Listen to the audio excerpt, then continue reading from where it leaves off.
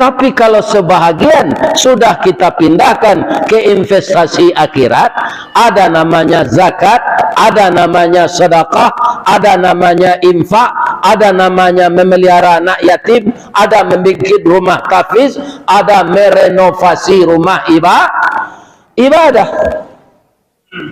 Itu sudah menjadi investasi akhirat. Tapi kalau kita simpan-simpan di dunia ini, begitu sakit kita, susah jangan, stres, susah, sakit, mati. Kebetulan istri bapak muda yang tinggal itu. Sudah sampai idahnya, ya kan? Dia nikah dengan pacar lamanya. Apa itu sedalam kubur menjalik nyawa sandiang tak?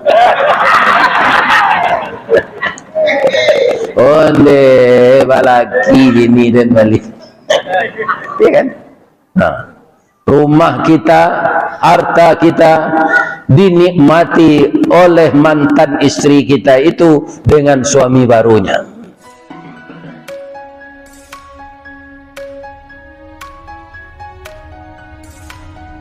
Wa biqaulihi yahtadil muqtadun. A'udzu billahi minasy syaithanir rajim. Bismillahirrahmanirrahim. Qul sadaqallah fattabi'u millata Ibrahim hanifa wa ma kana minal musyrikin. Wa qala aidan walillahi 'alan nasi hajjul bait man istata'a ilaihi sabila wa man kafara fa innallaha ghaniyyun 'anil 'alamin. Shadaqallahul azim. Yang dimuliakan dan dihormati Bapak pengurus Masjid Al-Ikhlas beserta seluruh jajaran, yang dimuliakan para ulama, tuan guru, kiai, buya dan ustadz, seluruh pejuang-pejuang agama Allah, penegak kalimat tauhid. Akhirnya kita bernaung di bawah panji-panji Islam yang ditunjuk oleh Allah sebagai manusia pilihan melanjutkan syariat Islam yang dibawa oleh 24 rasul sebelumnya. Kesemuanya banyak terdiri dari bangsa Israel. Tetapi Nabi yang ke-25, yaitunya Rasulullah Nabi Muhammad sallallahu alaihi wasallam, ditakdirkan oleh Allah dari keturunan Arab yang juga satu kakek dengan Bani Israel, berkumpul kepada satu kakek namanya Nabi Ibrahim. Ismail menurunkan orang Arab hanya satu jadi nabi sesudah beliau.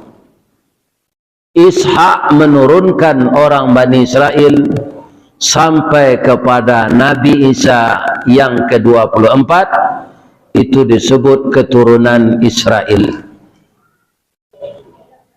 Nabi Muhammad yang secara fisik dan rohani tidak ada cacatnya, sampai kepada akhlaknya dipuji oleh Allah Subhanahu wa taala. Di dalam surat Al-Qalam ayat 4 Allah berfirman,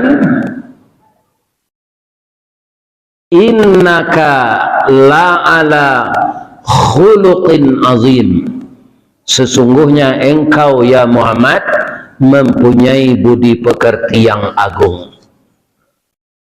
Saya jangankan Allah yang memuji akhlak saya, istri saya saja tidak terpuji akhlak saya semua. Ada saja yang salah. Bapak-bapak gimana? Ya sama saja dengan saya. Kenapa? Karena kita manusia biasa, tidak manusia pilihan seperti Nabi.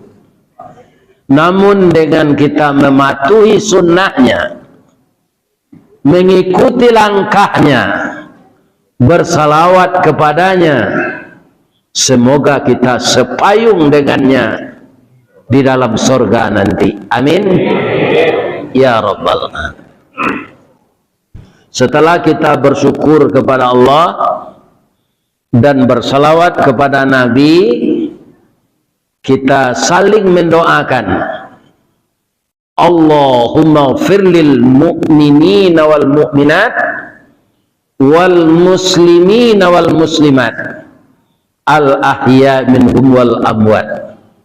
Semoga kita orang mukmin ini yang tetap berdosa saling mendoakan, semoga dosa kita beroleh ampun dari Allah.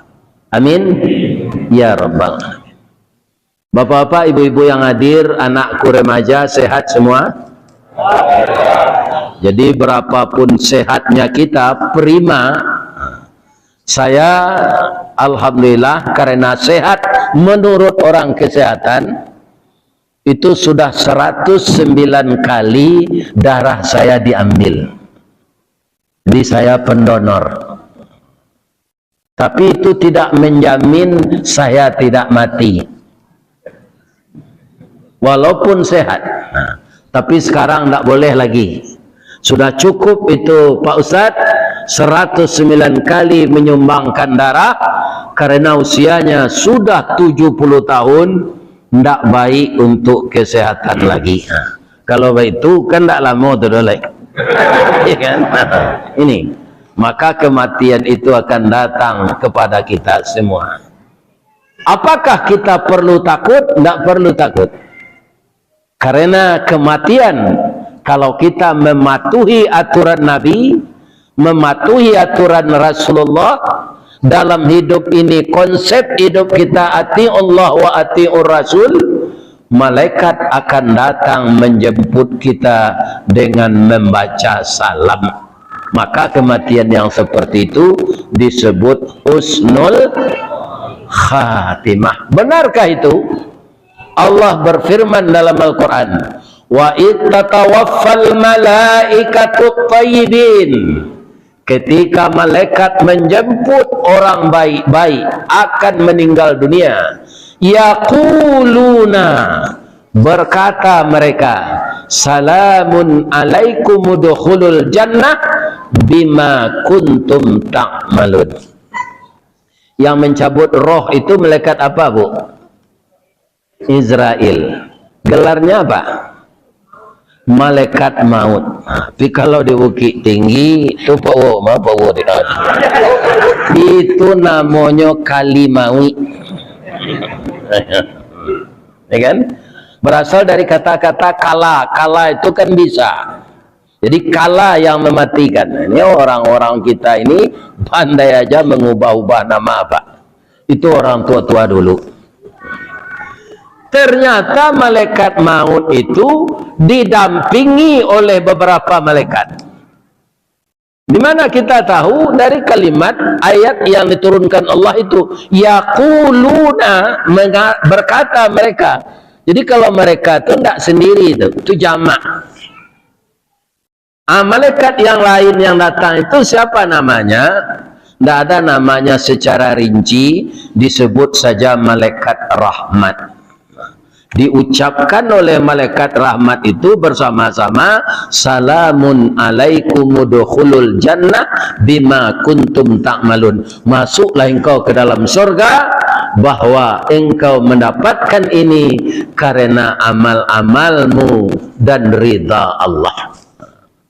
Jadi kita masuk surga itu juga tidak cukup dengan amal, Pak. Kenapa? Amal kita sedikit. Kenapa sedikit? Umat Nabi Muhammad ini umurnya pendek. Karena nabinya juga berumur pendek. Maka kita kalau ingin umur panjang, ya umat Nabi Nuh dulu. Nabi Nuh itu 1050 tahun. Jadi umat di zaman dia juga panjang-panjang umurnya. Apakah sudah ada orang di Batam ketika itu? Ya tidak tahulah saya.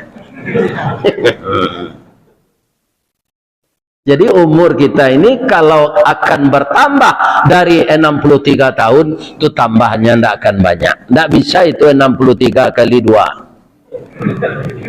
Ya kan? Jarang itu akan bertemu. Andaikan ada seperti itu, ya kan? Kita sudah mengganggu orang lain ya, kehidupan kita. Karena apa? Tenaga nggak ada lagi. Mudah-mudahan semua kita nanti didatangi oleh malaikat dengan kalimat salam. Bapak-bapak, ibu-ibu, Ustadz Junaidi Akbar pagi tadi datang mendengarkan kajian kuliah subuh di Masjid Baitul Azim. Beliau ingin saya mengulang itu kembali karena katanya berkaitan dengan tauhid. Tapi walaupun diulang itu, pembukaannya saya tidak sama. Ya kan?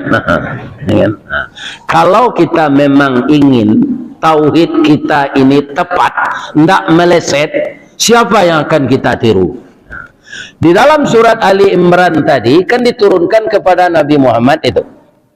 Nabi Muhammad itu disuruh oleh Allah meniru tauhid kakeknya Nabi Ibrahim.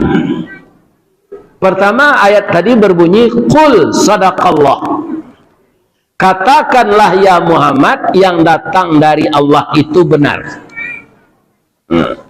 Kemudian setelah itu apa ayatnya lagi? Fattabi'u millata Ibrahim hanifa. Maka engkau ikutilah agama Ibrahim yang tegak lurus. Jadi Nabi Muhammad dan kita sebagai umatnya ini disuruh mengikuti cara beragama Nabi Ibrahim. Yang pertama itu apa? Keunggulan Nabi Ibrahim itu, akidahnya kuat. Kalau saya ingin mengulang bahasa Pak Wo ini di kampungnya, bagaimana akidah Nabi Ibrahim itu, nanti saya bacakan bahasa Indonesianya. Baure cakam ke tanah, jauh tahun jam kapitalo, panuhlah bumi di rumpunyo, digampo indak kabokekkan, di badai alun kataolyang, konon kok goyang angin lalu. Bahasa Indonesianya apa? Dia mempunyai pendirian yang kokoh, tidak terayu dengan pangkat, tidak terayu dengan kedudukan, malah dianiaya, dibakar, dia tetap bertuhan kepada Allah. Itu Nabi Ibrahim itu yang akan kita tiru. Sekarang kebanyakan akidah orang Pak sama juga akidah kalalawa, ya kan? Bahasa Indonesianya kalong. Apa itu kalong? Bapak-bapak ada enggak melihat kalong itu? Ada ya? Ya, saya tanya kepada Bapak, kalau memang pernah melihat kalong itu, kalau dia hinggap ke atas kepalanya atau ke bawah? Ke bawah. Ya kan? Setelah itu dia tidak berani keluar siang. Dinantikannya matahari terbenam baru dia keluar. Andaikan ada kalong terbang di siang hari, itu terkejut itu. Kalau tidak petir, pesawat lalu dekat sarangnya itu, dia terkejut, keluar dia. Iya kan? Kemudian dari matanya keluar air bercampur darah. Sekarang pertanyaannya lagi, kenapa kalong bisa terjadi seperti itu? Apa sebabnya? Ada enggak jamaah yang bisa jawab? Ya, dari payah berpikir, biar saya saja yang nerangkan. Ya kan? Sebab sebentar lagi saya udah lapar makan gulai kambing lagi. Kalau lama-lama ngaji ini dingin gulai kambingnya. Ya kan? Ini. Suatu kali, ini jangan ditanya hadisnya Pak, ini cerita klasik tapi rancak jadi contoh. Suatu kali panitia melakukan lomba, mengadakan lomba lari dan lomba terbang. Yang lari itu tikus, yang terbang itu burung. Dilombakan mana yang lebih cepat. Tentu jurinya sibuk tuh, lihat ke atas, lihat ke bawah. Karena apa? Karena tikus lari di bawah, burung terbang di atas. Sebelum lomba dimulai, datanglah kalong ini ke meja panitia. Pak panitia, ya boleh enggak saya ikut lomba ini? Lama panitia menatap kalong ini, enggak berkedip matanya, itu aja. Apa kata kalong tadi? Pak, ba mengkota pana-pana Pak mencali embut. Ngerti enggak? Ya kan? Kenapa Bapak termenung lihat saya? Kalau Pak Uwo ngerti langsung itu. Ya kan? Nggak akan lupa dia bahasa dia itu. Saya lihat kepalamu kayak tikus, gigimu kayak tikus, jari-jari kukumu kayak tikus, tapi kamu bersayap. Pandai kamu terbang, pandai Pak. Lari juga pandai Pak. Kalau kamu akan ikut lomba, hanya satu-satu, mau ikut tikus atau mau ikut burung. Saya sudah terbiasa terbang Pak, biar saya ikut burung saja. Kamu beli materai 10.000 ya. Kemudian kamu, ya kan, tuliskan tanda tanganmu yang hitam di atas yang putih. Kamu bikin perjanjian. Kalau nanti kamu tukar pendirian, ndak istiqamah, dari burung pindah ke tikus, dari tikus pindah ke burung, kamu akan kena tindakan disiplin diskualifikasi. Tidak boleh lagi bertanding selama hidup. Ya Pak. Nah, lah nyoba beli materai 10.000.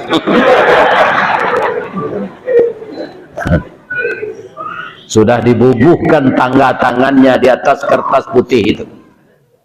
Kemudian lomba dimulai. Kelelawar tadi masuk bangsa burung. Nah, sekarang ada pertanyaan lagi. Burung terbang, kelelawar terbang. Apa beda terbang? Beda enggak? Beda. Kalau burung yang dibawa terbang itu sayap. Sayapnya itu dari bulu per helai, dan bulu itu pakai minyak, ada sumber minyaknya di bawah apanya ini ya, kalau kita pantat lah ada di sana sumber minyak itu. Maka sekali 2 hari itu diambil dengan paruhnya, kemudian minyak itu beginikan ke bulunya, licin, ringan. Maka burung itu kalau terbang bapak-bapak begini. Oh, tapi kalau kelelawar, karena yang dibawa terbang itu kulit, lahu ajnihatum min jildin raqiqin wala rishafi. Itu dalam mahfuzat. Yang dibawa terbang oleh kelelawar itu adalah kulit yang licin tanpa bulu. Maka kelelawar itu terbangnya berkayu, Pak.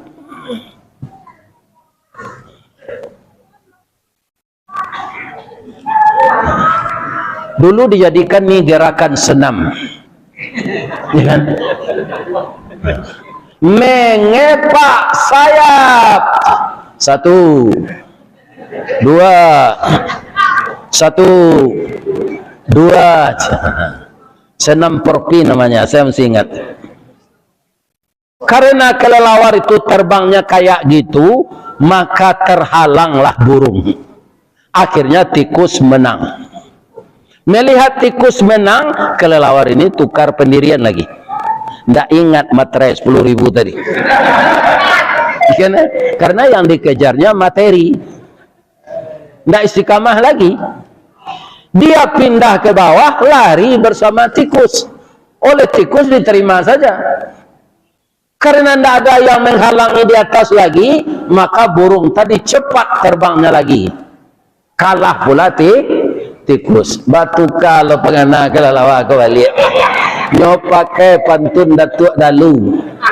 Lalu terkena dapat tinggi orang menggalebek namanya Datuk Dalu. Taga licik kaulu, taga lompang kadodak. Kalau sompi pe itu oleh pe nya. Itu bahasa Minang. Jadi ini intinya, di sini tidak bisa, harus pindah ke sini. Tidak perlu perjanjian itu, tidak perlu akidah itu. Yang jelas materi dah dapat, kedudukan dapat, pangkat dapat. Tinggalkan aja itu. Banyak orang seperti kelelawar itu sekarang. Walaupun Islam ini dihina, nyomamin zene. Tidak ada dia membantah. Iya kan? Akhirnya pindah pula dia ke atas. Diusir oleh burung. Kelelawar, kamu tidak punya prinsip, tidak punya pendirian. Rasanya kami akan menang, kamu berpihak kepada kami. Sekarang kami rasanya akan kalah, kamu lari kepada tikus. Akhirnya kami menang, kamu ke atas lagi. Kamu tidak kami terima lagi. Lari ke bawah, diusir pula oleh tikus. Itulah sebabnya kelelawar ini stres, ya kan? Maka hinggap kepalanya ke bawah, kakinya ke atas. Kenapa dia tidak keluar siang? Malu. Masyarakat burung tidak terima, masyarakat tikus tidak terima, ya kan? Tidak ada teman lagi. Maka dia malu keluar siang. Keluarnya malam, tidak pula dengar kajian, tapi mencilok yang murah. Inilah kelelawar, ya kan? Kalau seperti ini akidah Pak, Bapak tidak bisa sepayung dengan Nabi Muhammad, dengan Nabi Ibrahim nanti. Makanya Allah menyuruh kita, fattabi'u millata Ibrahim hanifah. Ya kan? Kalau orang partai boleh saja begitu Pak. Tidak menang kita di PAN pindah ke Nasdem, tidak apa-apa tuh. Tapi kalau akidah tidak boleh Pak, ya kan? Jadi Nabi Ibrahim itu yang paling utama akidah. Tanda akidahnya kuat apa? Dia tak takut dibakar Pak, tidak takut dibakar. Ketika masuk api itu bagaimana? Allah menyuruh api dingin. Begitu Allah memelihara orang yang bertauhid. Ya kan? Tidak mempan kulitnya dimakan api. Ya naru kuni bardan wa salaman ala Ibrahim. Jadi tauhid itu yang pertama. Sebab kalau tauhid ini tidak tepat, ibadah akan goyang Pak. Karena itu dasar.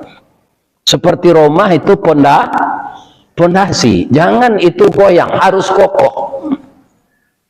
Ini yang pertama akan kita tiru dari Nabi Ibrahim alaihis salam. Ya kan? Yang kedua apa? Kesabarannya. Nabi Ibrahim itu kebetulan materi banyak diberi Allah Pak. Tapi materi itu tidak membuat dia lalai beribadah. Malah dipergunakannya untuk mendekatkan diri kepada Allah.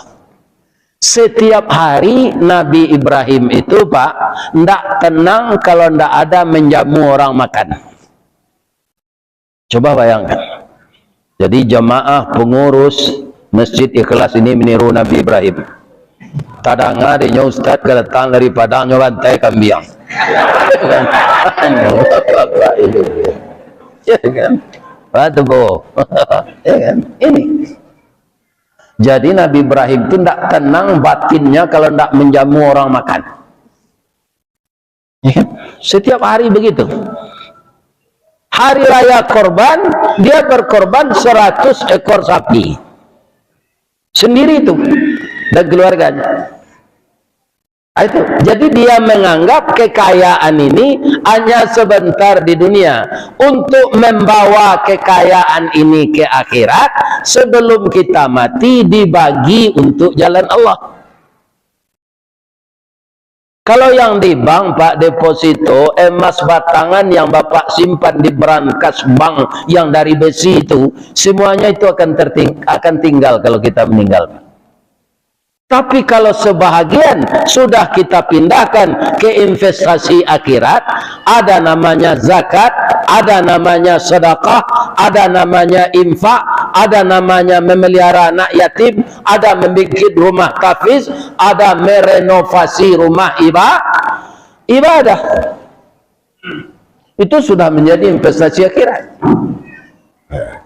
Tapi kalau kita simpan-simpan di dunia ini, begitu sakit kita, susah jangan, stres, susah, sakit, mati.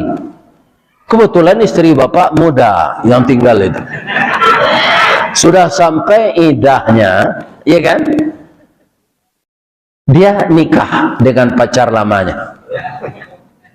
Apa itu sedalam kubur menjalik nyawa sandiang tak?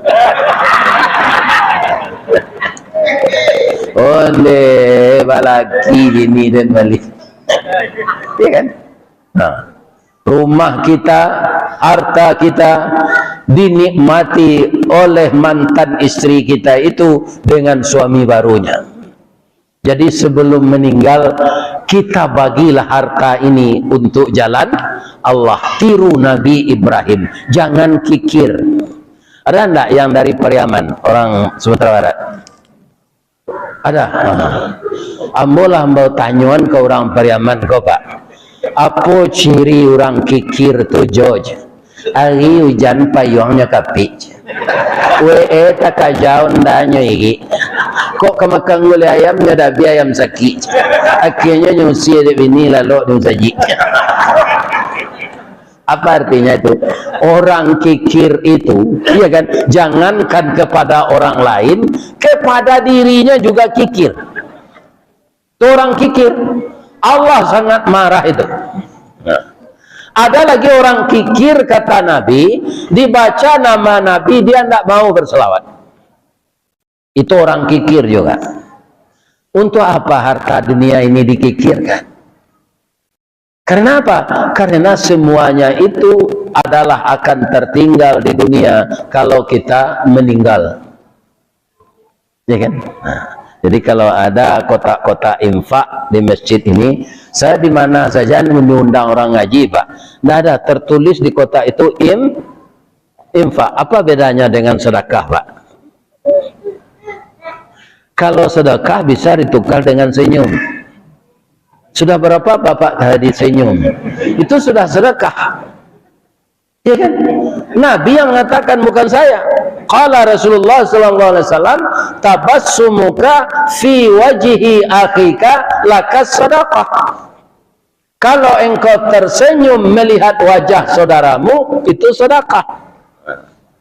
Jadi kalau sempili karya awak bersedekah, you pitih galak sih banyak. Tidak ada duit untuk disedekahkan, tukar dengan senyum. Itu bahasa Indonesianya. Tapi kalau kotak infak itu diletakkan di depan masjid itu, senyum saja kita, ya kan? Tidak ada isinya, ya kan? Kita mau masuk masjid, ada kotak infak di pintu itu.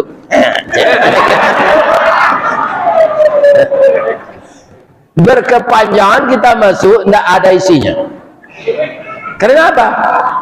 Senyum saja kepada kotak itu, ada isi. Bapak-bapak, ibu-ibu, Nabi Ibrahim yang kaya, yang pemurah, yang kuat akidah itu masih diuji oleh Allah lagi. Itulah mungkin Allah menurunkan Al-Quran surat Al-Ankabut kepada Rasulullah. Ahasiban nasu ayyatruka. Manusia itu mengira apakah dia itu tidak akan dibiarkan saja berkata iman, tapi sebelum imannya itu diuji. Tidak akan saya biarkan, saya uji dulu.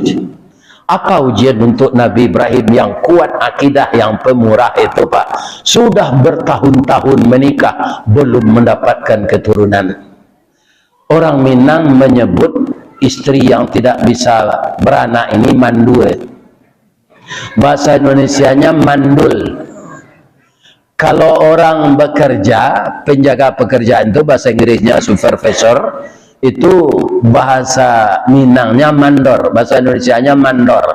Nah, jadi kalau di dalam bahasa Indonesia, perempuan yang tidak melahirkan mandul. Orang yang menjaga suatu pekerjaan mandor. Tapi kalau dalam bahasa Minang aja mandu sekeduanya, Pak. Iya kan? Si anu tu bertangkau kerja orang ala jadi mandu aja. Si anu tu lah lama nikah halunya beranak lainnya mandu aja. Jadi membedakannya di bahasa Indonesia. Kalau orang sebut mandor itu penjaga orang kerja itu. Kalau mandul perempuan tak punya anak. Nah, inilah uniknya bahasa Minang ini, Pak. Dan banyak meniru bahasa Arab, bahasa Minang ini. Kalau kita lama bersimpuh ini, Pak, orang Padang menyebut kapocong. Di sini apa namanya? Kesemutan, pegal, iya kan?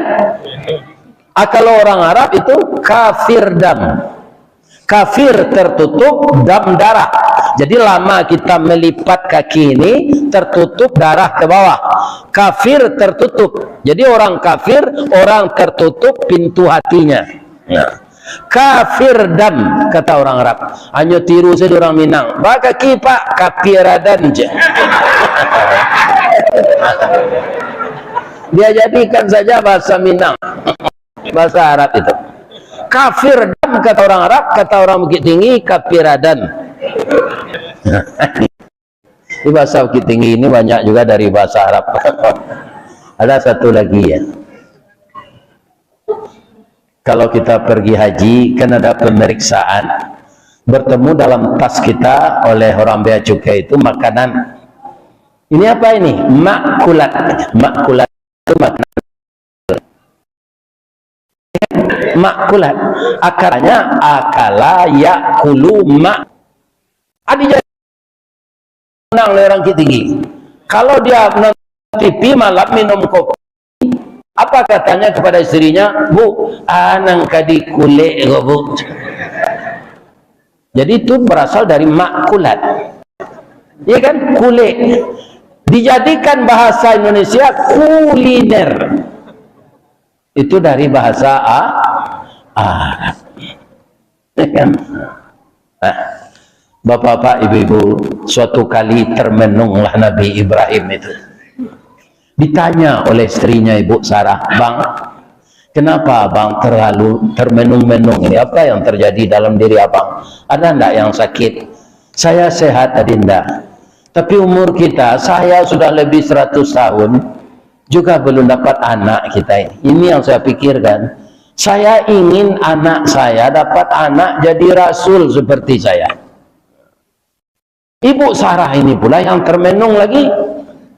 Ditanya pula oleh Nabi Ibrahim, kenapa Adinda termenung? Ya saya sudah menopause, sudah tua, tidak mungkin hamil lagi.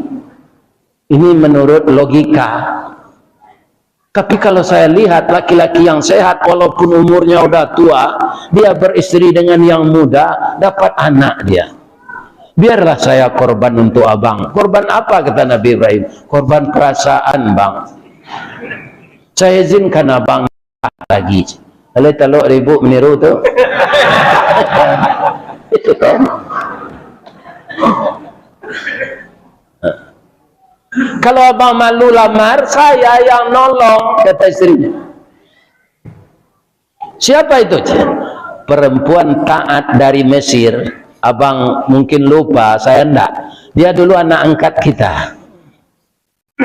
Biarlah saya lamar untuk istri abang yang kedua. Itu pengorbanan Siti Sarah, Pak. Apa kok dapat bini seperti itu kadang dia, Pak.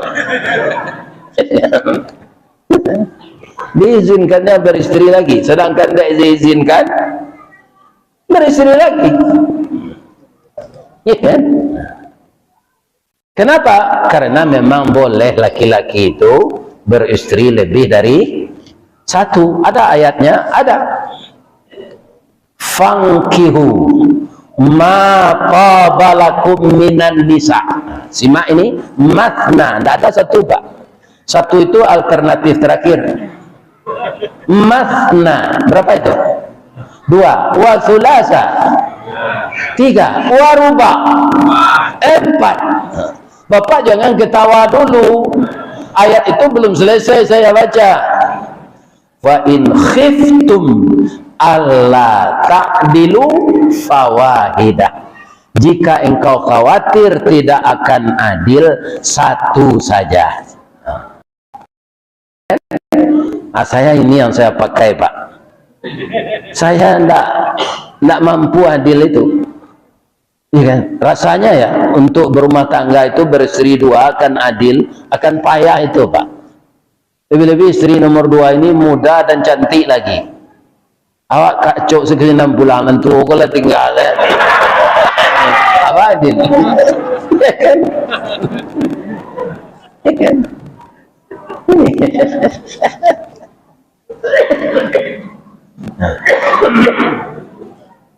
Yang kedua harus pula dikaji ekonomi. Tidak sembarangan beristri 2 ini Pak. Mampu tidak kita membiayai dengan pendapatan kita setiap hari beristri 2? Iya kan? Di Minang ada pantunnya Pak. Nanti saya terjemahkan bahasa Indonesia. Apa pantunnya kalau orang tak mampu beristri lagi? Kopi pai indak bagulo dibuai orang batu sangka idui pai bini berdua akhirnya lalu disuruh tinggal. Kenapa? Istri tua ngusir, istri muda juga ngusir, tidak ada duit lagi. Nah, iya kan? Jadi kalau tidak mampu kita dengan keuangan, ya satu aja. Jangan beristri lagi. Nabi Ibrahim ini kan kaya Pak, korbannya 100 ekor sapi hari raya Adha, 1000 ekor kambing. Oh orang ini boh.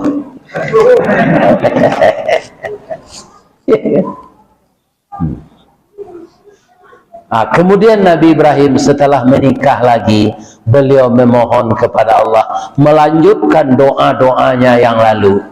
Doa ini bisa kita baca di dalam surat As-Saffat ayat 100. Apa bunyinya?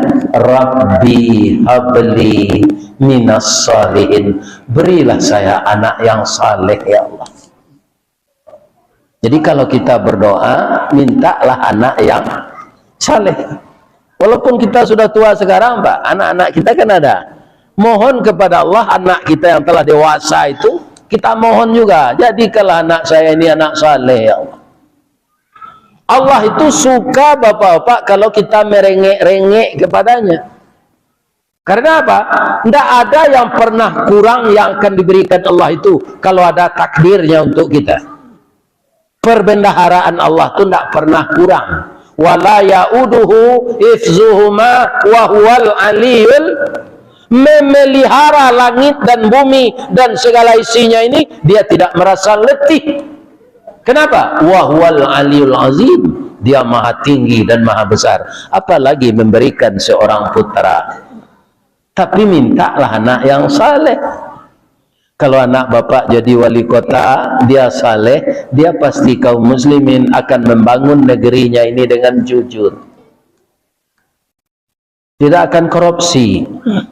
Tidak akan berkhianat kepada bangsanya. Kalau dia jadi pedagang sukses, dia tidak akan melakukan penipuan kepada orang yang berbelanja. Ya kan?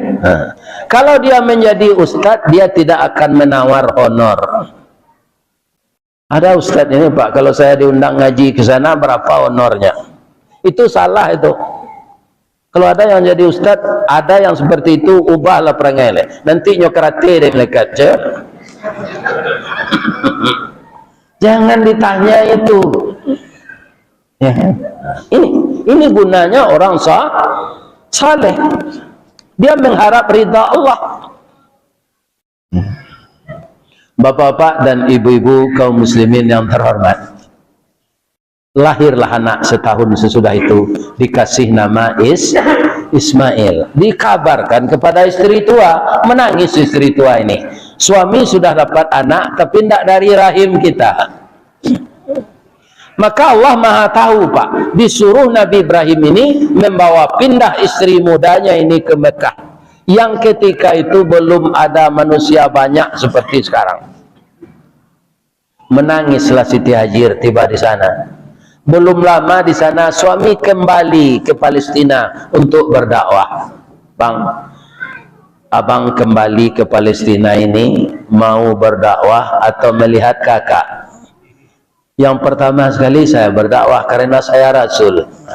Jadi kalau bisa memahami profesi suami, ibu tidak akan cemburu. Kalau bapak bisa memahami profesi istri, bapak tidak akan cemburu juga kepada istri. Iya kan? Istri bapak kerja di bank, dia cari nasabah. Itu kerap kali dia senyum kepada orang itu. Jam pemburu baru ya pak. Ya kan? Nah, ini karena apa? Memang itu kerjanya supaya orang tertarik nabung sana. Nah, begitu juga Siti Hajar paham betul bahwa profesi suaminya adalah Rasulullah. Maka dia sabar saja ditinggal suami itu dengan anak kecil yang baru lahir. Kalau Siti Hajar yang sekarang itu sudah banyak kali dia ke pengadilan agama ngadu itu. Kalau sehari dua hari ditinggalkan suami nggak apa. Ini 11 tahun. Sudah remaja tanggung anaknya itu. Kemudian beliau pulang, diajaklah anak ini merenovasi Ka'bah. Karena Ka'bah ini pernah runtuh di zaman banjir Nabi Nuh. Rupanya anak 11 tahun itu sudah pandai ilmu pertukangan. Ayahnya duduk saja melihat anaknya bekerja. Maka karena lama duduk tanah becek di sana, maka adalah jejak telapak kaki Ibrahim itu. Sekarang dijadikan namanya Maqam Ibrahim. Disuruh kita salat sunat dekat itu. Ya kan? Para jemaah malamnya tidur dengan anak ini disuruh sembelih oleh Allah. Tapi dalam mimpi, ya kan?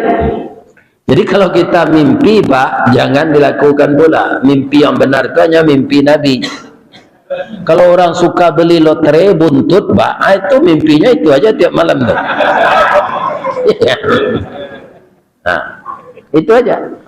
Jadi mimpinya nggak benar.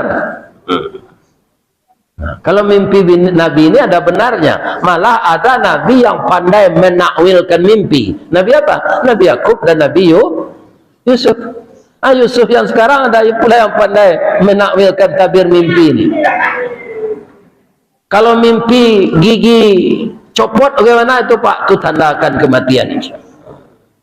Kalau orang tua mimpi gigit ular Pak, itu tanda kematian. Orang tua ini umurnya sudah 90 tahun, dia digigit ular.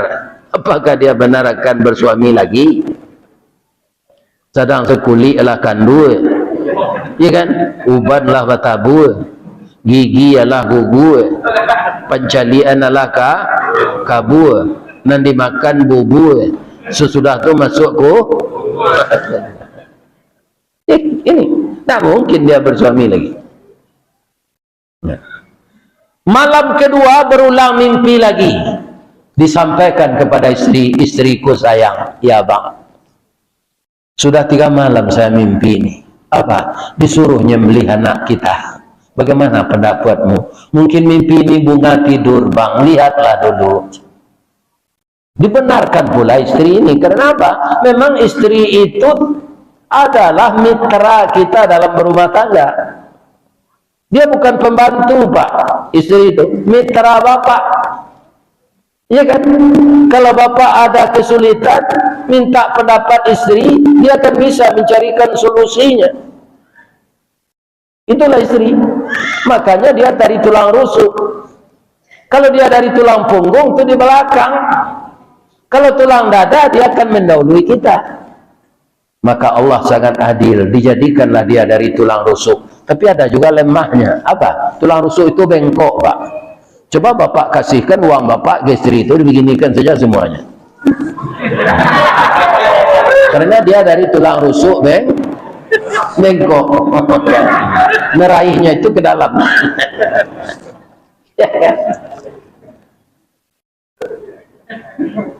Tulang rusuk itu bengkok. Kalau kita kerasi dia patah. Kalau dibiarkan dia bengkok terus. Maka istri kita itu kita lemah lembut kepadanya. Jangan dikasari. Tersinggung hatinya. Perempuan itu perasaannya dalam, Pak.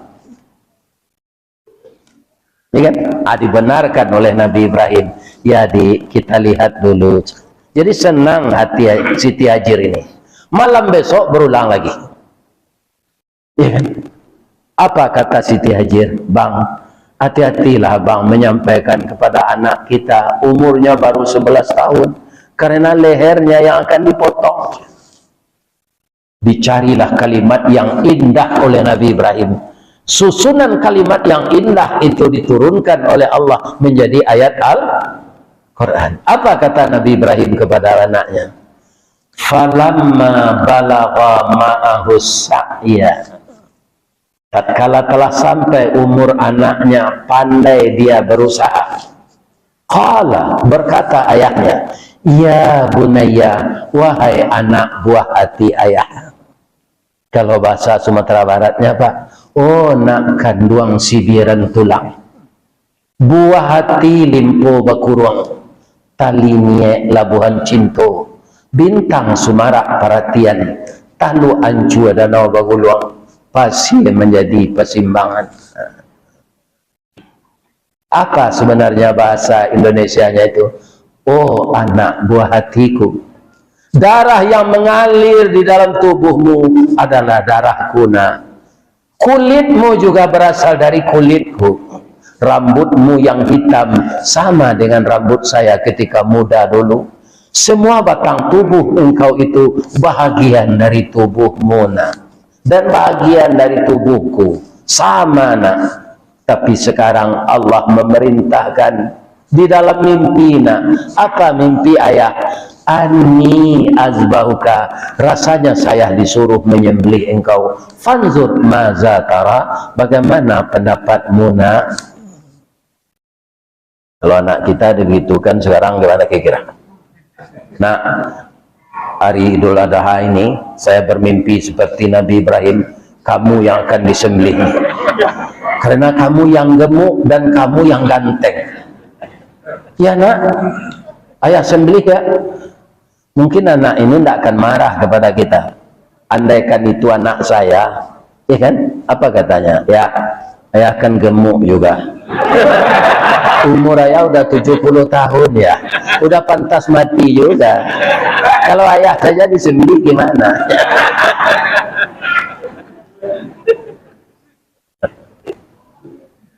Apa jawaban anaknya tadi? Qala ya abati fa'al, ayah kerjakanlah ma tu'maru, sesuai dengan perintah.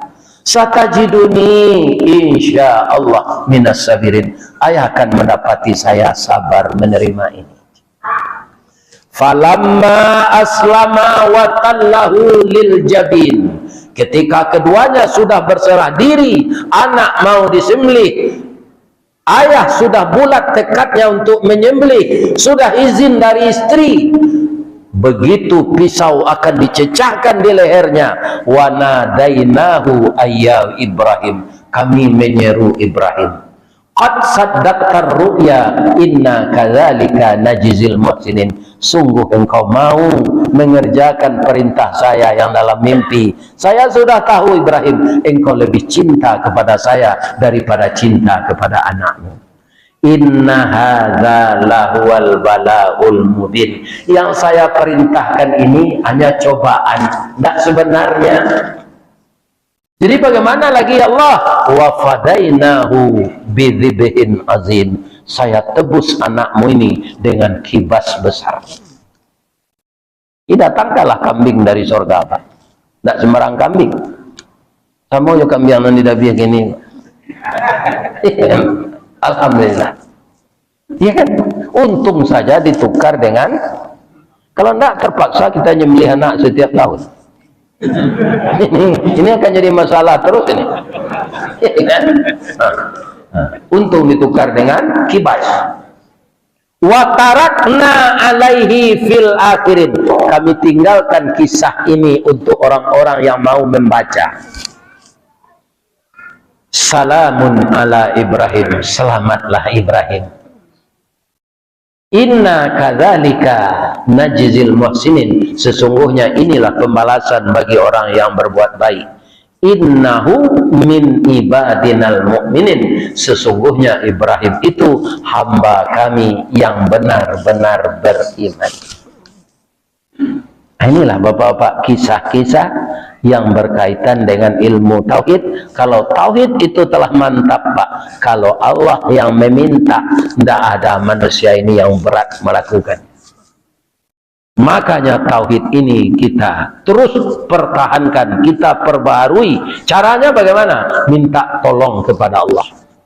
Tsabbit qalbi ala dinika wa ala ta'atika subhanaka inni kuntu minaz. Tanpa pertolongan Allah kita akan goyah, dipengaruhi oleh setan, dan setan itu menggambarkan dunia ini yang paling indah. Kalau dunia yang paling indah menurut kita, berarti kita sudah masuk perangkap setan. Kalau sudah masuk perangkap setan, Allah membiarkan saja lagi setan itu mengiringi kita setiap hari. Mudah-mudahan jamaah Masjid Al-Ikhlas dihindarkan oleh Allah dari itu, dan bisa meniru Nabi Ibrahim dan Nabi Ismail. Amin. Subhanaka Allahumma Rabbana wa bihamdika Allahumma ighfirli. Asyhadu an la ilaha illa anta astaghfiruka wa atubu ilaik. Maka mulai kami yang alai. Banyak maaf. Assalamualaikum warahmatullahi wabarakatuh.